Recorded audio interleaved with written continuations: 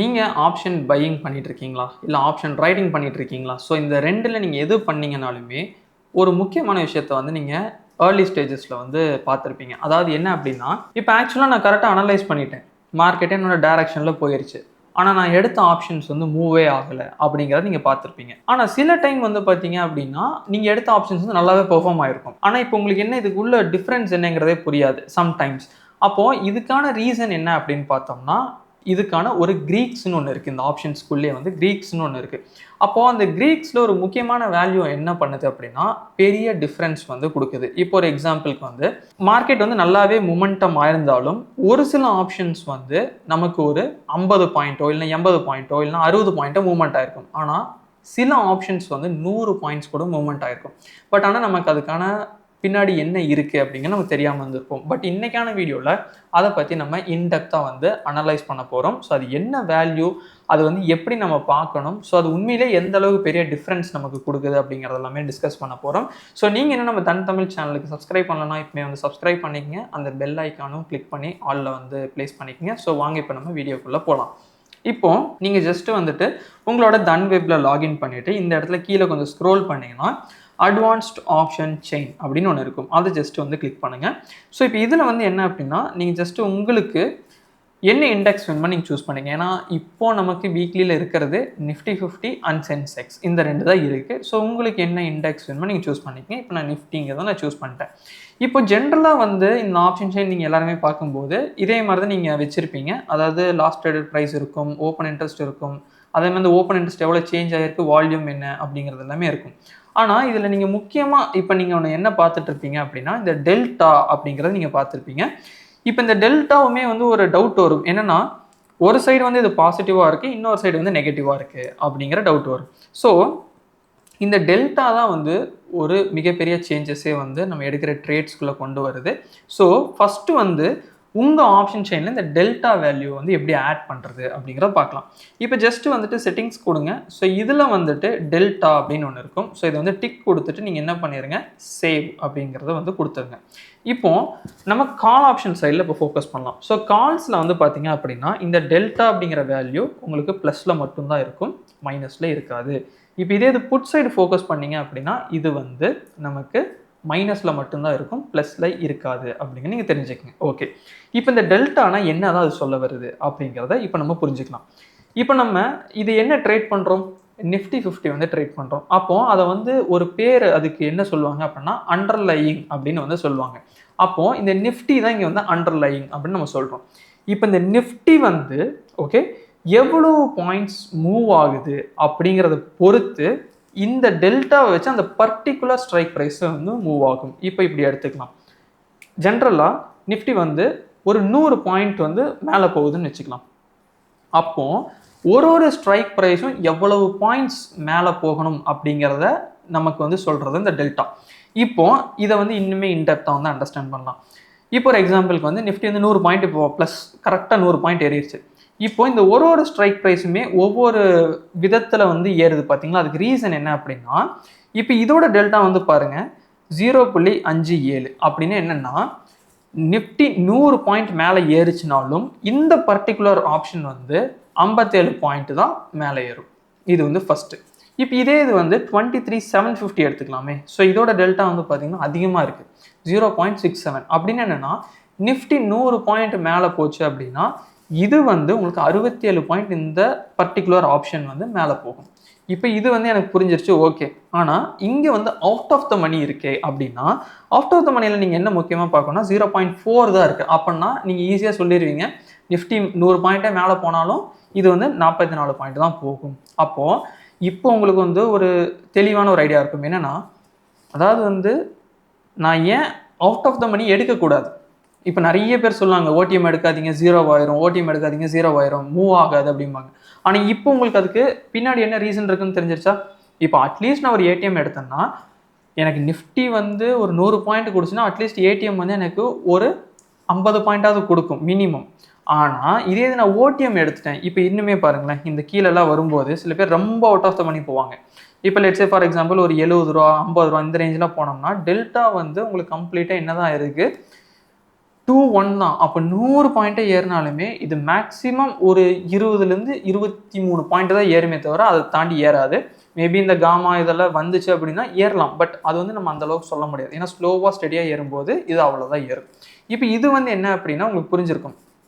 Delta அப்படிங்கிறது என்ன பண்ணுது அப்படின்னா நிஃப்டி அதாவது அண்டர்லைன் வந்து எவ்வளோ மேலே போகுதோ, அதாவது கால் சைடில் மட்டும் இப்போ ஃபோக்கஸ் பண்ணலாம், எவ்வளோ மேலே போகுதோ அதுக்கு ஒரு பர்டிகுலர் ஸ்ட்ரைக்கும் எவ்வளோ இன்க்ரீஸ் ஆகலாம் அப்படின்னு சொல்கிறது தான் இந்த டெல்டா.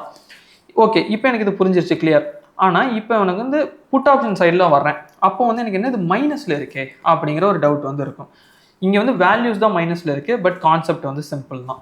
இப்போ ஒரு எக்ஸாம்பிளுக்கு வந்து இப்படி எடுத்துக்கலாம். இப்போ இதே நிஃப்டி வந்து ஒரு 100 பாயிண்ட் கீழே வருதுன்னு வச்சுக்கலாம். இப்போ 100 பாயிண்ட் கீழே வந்துச்சுன்னா இப்போ 23,900 அப்படிங்கிற புட்கான அந்த ஸ்ட்ரைக் ப்ரைஸ் இருக்குது பார்த்தீங்களா, இது வந்து 46 பாயிண்ட் வந்து நமக்கு வந்து மேலே போகும். கரெக்டுங்களா? ஏன்னா இண்டெக்ஸ் கீழே வருது, அப்போ புட் ஆப்ஷன் மேலே போகணும். எவ்வளோ மேலே போகணும்? 46 பாயிண்ட் மேலே போகும். ஓகே, இப்போ எனக்கு இது வந்து பத்தாது அப்படின்னா நான் எகெயின் இந்த மணி வரணும். அப்போது எனக்கு ஒரு 50% நான் கேப்சர் பண்ணணும் அப்படின்னா இப்போ இந்த ஒரு பர்டிகுலர் ஸ்ட்ரைக்கில் தான் எனக்கு என்ன இருக்குது, ஆல்மோஸ்ட் வந்து 0.55 டெல்டா வந்து இருக்குது, மைனஸில் இருக்குது. அப்போ என்னன்னா எனக்கு வந்து மார்க்கெட் வந்து 100 பாயிண்ட் கீழே வந்துச்சு அப்படின்னா இது வந்து 50லேருந்து 55 பாயிண்ட் வந்து மேலே போகும் அப்படிங்கிற நீங்கள் தெரிஞ்சுக்கலாம். ஸோ இது வந்து என்ன அப்படின்னா இந்த டெல்டா தான் ஒவ்வொரு ஸ்ட்ரைக் ப்ரைஸ்க்கும் ரொம்ப முக்கியம். ஏன்னா இது தெரியாமல் நம்ம ஜஸ்ட் நமக்கு ஒரு ஆப்ஷன் பிடிச்சிருக்கு, இல்லைனா எந்த ப்ரீமியம் கம்மியாக இருக்கோ நான் அதை எடுத்துக்கிறேன் அப்படின்னா அது வந்து அங்கே வேலை செய்யாது. ஸோ இதுதான் வந்து நீங்கள் முக்கியமாக தெரிஞ்சுக்கணும். பட் ஸ்டில் இதை வந்து சார்ட்ஸில் பார்க்கலாம், அப்போ இன்னுமே உங்களுக்கு ஈஸியாக புரியும். இப்போது நான் அதுக்கு என்ன பண்ணேன், தன் சார்ட்ஸில் வந்து எடுத்து வச்சுருக்கேன். ஸோ இன்றைக்கி வந்து பார்த்தீங்கன்னா ஆல்மோஸ்ட் வந்துட்டு ஓப்பனிங்கில் இருந்து இந்த ஒரு பர்டிகுலர் கேண்டிலில் இருந்து ஜஸ்ட்டு இந்த ஒரு கேண்டில் வரையும் எடுத்துக்கலாம். ஓகே, ஸோ இந்த ஒரு கேண்டில் வரையும் எடுத்துக்கலாம். 9:55 வரைக்கும் கிட்டத்தட்ட நமக்கு நிஃப்டி மட்டுமே எவ்வளோ ஃபாலோ ஆயிருக்கு அப்படின்னு பார்த்தோம்னா 147 பாயிண்ட் வந்து ஃபாலோ ஆயிருக்கு, கீழே வந்திருக்கு. இப்போ இந்த டைமில் வந்து என்ன அப்படின்னா 24,100 அப்படிங்கிற அட் த மணி வந்து நம்ம வந்து பார்க்குறோம். ஸோ ஏன்னு பாருங்கள், ஏன் அட் த மணி நம்ம சொல்கிறோம்னா இந்த இடத்துல மார்க்கெட் இருக்குது, கரெக்டுங்களா? ஸோ இந்த இடத்துல இருக்குது. அப்போ இதுக்கு வெரி நியர்பை ஸ்ட்ரைக் ப்ரைஸ் என்னது, 24,100. ஸோ அப்போ அந்த புட் ஆப்ஷனை பார்க்குறோம். இப்போது இதில் வந்து பாருங்கள், அதே டைமில் ஓகே இங்கே இருந்து 9:55 வரைக்கும் நம்ம என்ன பண்ணுறோம்னா ஜஸ்ட்டு வந்து செக் பண்ணுறோம், அதாவது இந்த வேல்யூ. இப்போ இதில் வந்து பார்த்தீங்கன்னா இது கிட்டத்தட்ட 147 பாயிண்ட் ஃபால் ஆனதுக்கு இது 87 பாயிண்ட் என்ன ஆயிருக்கு, நமக்கு ஃபால் ஆயிருக்கு. இது வந்து என்ன அட் த மணியில் நம்ம எடுக்கும்போது, ஸோ இந்த இடத்துல மேபி இப்போ உங்களுக்கு அட் த மணி வந்து 0.46 இருக்கலாம். பட் மார்னிங் நம்ம செக் பண்ணும்போது மோஸ்ட்லி ஏடிஎம் அப்படின்னா 0.5 இல்லைனா 55 இந்த ரேஞ்சில் தான் இருக்கும். இப்போது இதே இது வந்து பாருங்கள், நம்ம 100 அட் த மணி எடுக்காமல் நம்ம என்ன பண்ணுறோம்னா 200 எடுக்கிறோம். இப்போ 200 எங்கே இருக்குன்னு நான் சொல்கிறேன். இப்போ ஒரு எக்ஸாம்பிளுக்கு வந்து 24,100 இந்த ரேஞ்சுன்னு வச்சுக்கலாமே. இந்த ரேஞ்சில் தான் ஃபஸ்ட்டு எடுத்த ஸ்ட்ரைக் ப்ரைஸ் இருந்துச்சு புட் ஆப்ஷனுக்கு. ஆனால் இப்போ நம்ம என்ன பண்ணுறோம்னா இந்த மணிக்கு கொண்டு போகிறோம் 24,200. ஸோ இந்த ரேஞ்சில் இருக்கிற ஸ்ட்ரைக் ப்ரைஸை வந்து நம்ம பை பண்ணுறோம் அப்படின்னம்னா இப்போ எவ்வளோ டிஃப்ரென்ஸ் வருதுன்னு பாருங்கள். இப்போ இந்த சைடில் நம்ம வந்து அதே 147 பாயிண்ட் தான் என்ன ஆயிருக்கு நமக்கு ஃபால், கரெக்டுங்களா? ஏன்னா இது வந்து இண்டெக்ஸ் அதே 9:55 வரைக்கும். ஓகேங்களா? ஸோ இந்த இதை நீங்கள் பார்த்தீங்கன்னா தெரியும். பட் இதே இது வந்து நம்ம ஆப்ஷன்ஸில் வந்து நம்ம எடுக்கும்போது என்னென்னு பாருங்கள், நமக்கு ஆல்மோஸ்ட் வந்து கொஞ்சம் அதிகமாகவே ப்ரைஸ் டிஃப்ரென்ஸ் வந்து வரும். ஸோ அது என்னங்கிறது இப்போ தெரியும். அதே 9:55 தான். ஓகே, ஸோ இந்த ஒரு இது. அப்போ இங்கே வந்து நமக்கு என்ன ஆயிருக்கு, 100 பாயிண்ட் அப்படிங்கிற அளவுக்கு வந்து ஹை வந்து போயிருக்கு. ஆனால் இந்த இடத்துல என்னென்னா ஹை வந்து 87 பாயிண்ட். ஸோ டிஃப்ரென்ஸ் உங்களுக்கு தெரியுதுங்களா? இப்போ இது வந்து ஏடிஎம் அண்ட் வந்து ஐடிஎம் இது வந்து ஓகே ஓரளவுக்கு உங்களுக்கு மேட்ச் ஆகும். ஆனால் இப்போ இதே இது இன்னொரு சினாரியோ வந்து எடுத்துக்கலாம். இப்போ ஒருத்தர் வந்து ஒரு அவுட் ஆஃப் த மணி வந்து எடுத்துட்டாருன்னு வச்சுக்கலாமே. ஓகே, ஸோ அப்போ வந்து உங்களுக்கு இன்னுமே புரியும். ரொம்ப ஒரு அவுட் ஆஃப் த மணி எடுக்கிறாங்கன்னு வச்சுக்கலாம். ஒரு 23,800 வச்சுக்கலாமா? ஸோ இந்த ஒரு ப்ரைஸ் லெவலில் வந்து நம்ம வந்து வச்சுக்கலாம். ஓகே, ஸோ 23,700 ஒரு 800. ஓகே, இப்போ இதுக்கான சார்ட் வந்து பாருங்கள், மார்னிங் வந்து என்ன நடந்திருக்குன்னு. நம்ம ஜஸ்ட் என்ன பண்ணுறோம், அதே 9:20 இப்போது 9:55 வரைக்கும். ஓகே, ஸோ 9:55 வரைக்கும் ஹை போனது வந்து பார்த்திங்கன்னா 46 பாயிண்ட். இது 147 பாயிண்ட் இண்டெக்ஸ் இறங்கியுமே 23,800 புட் ஆப்ஷன் வந்து 46 பாயிண்ட் தான் ஏறி இருக்கு. ஆனால் இந்த 46 பாயிண்ட்டும் எவ்வளோ பேர் ஹோல்டு பண்ணியிருப்பாங்க? கிடையாது. ஆனால் இதுக்கு முன்னாடி நம்ம பார்த்த ஆப்ஷன்ஸில் வந்து பார்த்தீங்கன்னா 87, 100. இப்போ நீங்கள் 100 கூட நீங்கள் விட்டுருங்க. ஆனால் 80க்கும் 46க்கும் எவ்வளோ டிஃப்ரென்ஸ் வருது பார்த்தீங்களா? இதுதான் வந்து ஓடிஎம். பட் இந்த இடத்துல இன்னொரு முக்கியமான விஷயம் என்னன்னா, இது மொமெண்டம் வந்து ஜாஸ்தி தெரியுதுங்களா? அடுத்தடுத்த கேண்டில் வந்து மொமெண்டம் வந்து வந்துட்டே இருந்திருக்கு, டக்கு டக்குன்னு மார்க்கெட் இறங்கியிருக்கு. ஆனால் அப்படி இருந்தே இது வந்து 46 பாயிண்ட் தான் ஏறி இருக்கு. இப்போ மார்க்கெட் வந்து ஜிக்ஸாகா போய் இறங்குதுன்னு வச்சுக்கலாமே, இது வந்து பெருசாக மூவ்மெண்ட்டே ஆகாது. புரியுதுங்களா? ஸோ இதுக்கு பின்னாடி உள்ள ரீசன் என்ன அப்படின்னா, டெல்டா தெரியாமல் நீங்கள் எப்பயுமே ஒரு ஸ்ட்ரைக் ப்ரைஸில் வந்து நீங்கள் பையே பண்ணாதீங்க. ஸோ இப்போ எனக்கு வந்து இந்த அளவுக்கு வாலட்டிலிட்டி என்னால் ஹேண்டில் பண்ண முடியாது அப்படின்னா, நீங்கள் கொஞ்ச நாள் ப்ராக்டிஸ் பண்ணுங்கள். ஸோ மார்க்கெட்டோட பிஹேவியர் எப்படி இருக்குது, ஒவ்வொரு ஆப்ஷன்ஸும் அந்த டெல்டா பேஸ் பண்ணி எப்படி வந்து பிஹேவ் பண்ணுதுங்கிறத பாருங்கள். அதுக்கப்புறம் நீங்கள் அதுக்கான ரிஸ்க் மேனேஜ்மெண்ட் யூஸ் பண்ணி பண்ணிங்கன்னா பெட்டராக இருக்கும்.